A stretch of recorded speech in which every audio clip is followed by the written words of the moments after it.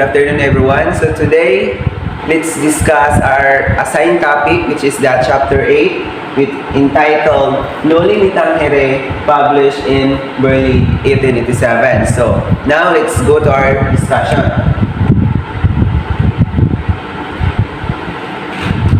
The winter of 1886 was a difficult time for Rizal in Berlin.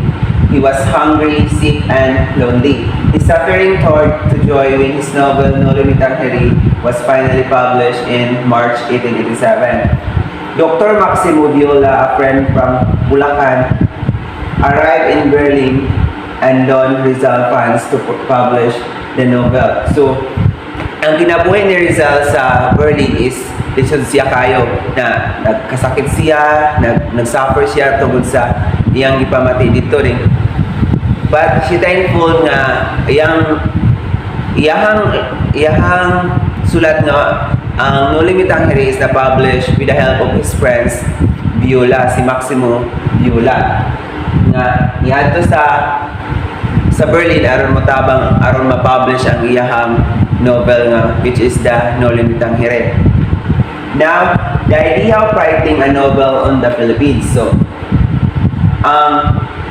novel ni Jose Rizal na Noli Me Tangere is inspired by Uncle Tom's Cabin by Harriet Beecher Stowe, which is exposed to American slavery. So, ang Noli Me Tangere is inspired by Uncle Tom's Cabin.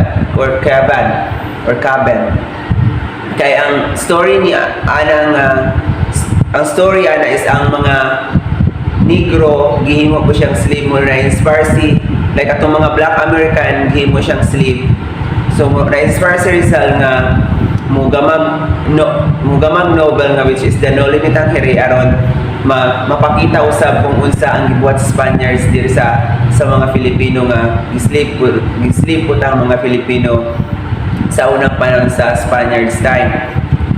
Rizal wanted to depict the suffering of Filipinos under the Spanish tyranny. So, ganahan na si Rizal nga ma-open ang mga hunahuna sa mga Filipino nga isakop ta aron mahuman ang mga pagsuffer sa mga Pilipino sa mga Spaniards nga gislib ta nila mo trabaho ang mga Filipino without one salary. In 1884, during a meeting with fellow Filipinos in Madrid, including the Paternos, Pedro Maximo and Antonio, Graciano Lopez Gina, Evaristo Aguirre, Eduardo Dilete, Julio Lorente, Milicio Figura, and Valentin Bintora.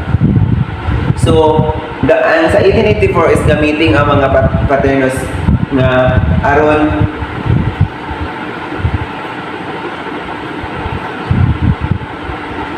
mugama sa idea ni Rizal nga magama sila novel nga which is the Noli Me Tangere, pero nakasabot ato sila nga magama sila og novel, but somehow ang mga kaistorya ni Rizal nga mao'y mugama kauban niya gama is wala kagama o wala sila ka sulat sa mga novel kay na busy sila sa mga babae nga mga Spaniards mo lang mas prefer pa nilang musulat about women kontra sa uunsay na bati sa mga Pilipino. So si Rizal imbis nga sila katiyang mga ilang ka-meeting mo kauban yung sulat kay mo may ilang nasabutan pero wala man sila kasulat, so nag-decide si Rizal nga siya na line mo sulat sa mga novel nga which is the Noli Me Tangere. Now, the writing of the Noli.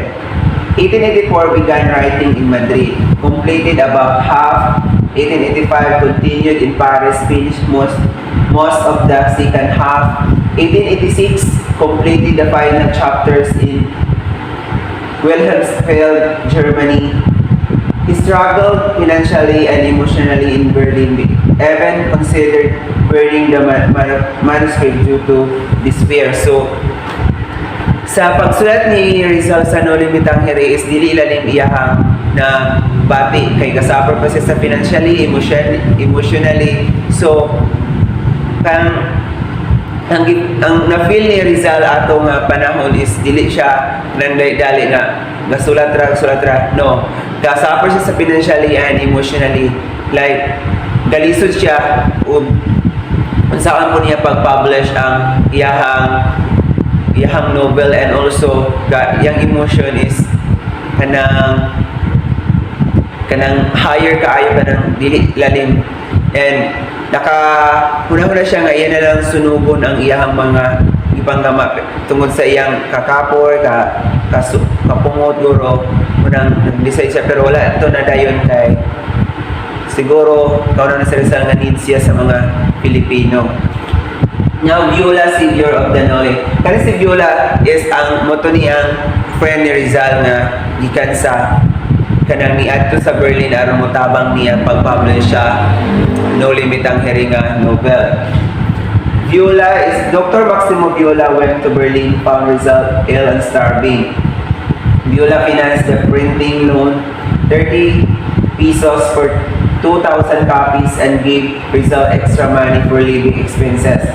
They celebrated Christmas 1886 together in Berlin. So si Dr. Viola ang gatabang ni Rizal aron ma-publish ang No Limitang Here, and pag-adto niya sa Berlin is na-witness niya kung unsa kalisod si Rizal dito, gigutom, ikapoy, like ang yang friend nga mo si Rizal is naglisod sa Berlin.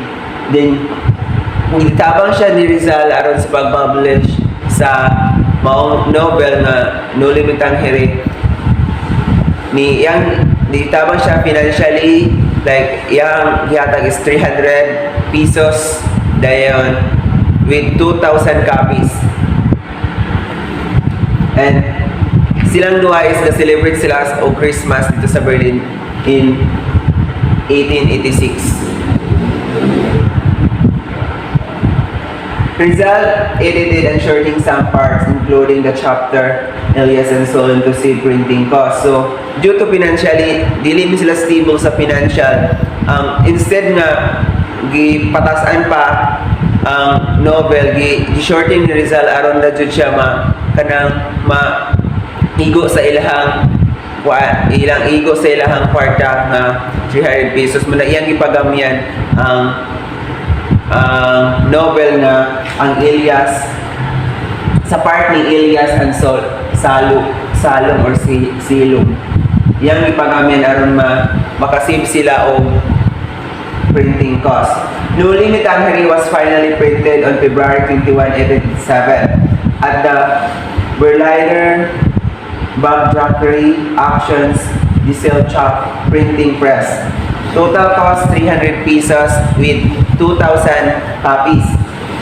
The novel became a powerful weapon against Spanish oppression and awakening Filipino nationalism. So mo ni Gol na Rizal nga iyang gisulat ang No Limitang Here aron mamulat ang mga Filipino kung unsa ang Spaniards, like aron mamulat ang mga Pilipino na like ma-aware ang mga Pilipino sa kung unsa ang Spaniards. Mo nang gi-consider ang No Limitang Here nga powerful weapon against Spaniards. Now, let's move on to the Rizal suspected as a French spy. During printing, the Berlin's police chief visited Rizal and asked of his passport, which he didn't have. Rizal was ordered to obtain one within 4 days or he deported. The police suspected him because he often visited rural areas and spoke fluent French. He was a spy. Rizal explained in fluent Germany that he was a Filipino doctor and Spanish, not a spy. The misunderstanding was cleared. So, Rizal, did you dalim yang na sinatian sa pagsulat dun sa kanang No Limitang Here kay na suspektahan pa siya nga spy kay tungod sa iyahang kanang nang pasig-ad to sa mga rural areas nga kusog po siya mo musulti fluent po siyang German kay we know Rizal nga daghan siyang language nga nabalaan. So nakaingon na mga French nga si Rizal is usa ka spy, pero ang tinuod dili siya spy tungod kay nakagipangutana po siya nga naaba siya passport pero wala man siya passport. Manang gitagaan siya 4 days aron makahatag siya passport pero wala siya nakahatag. Pero yang gi-explain sa mga French na dili siya spy. Isa siya ka scientist, Philippine and Filipino doctor. So tungod kay na-misunderstood siya sa mga French kay tungod sa iyang pagka-fluent to speak Germanese.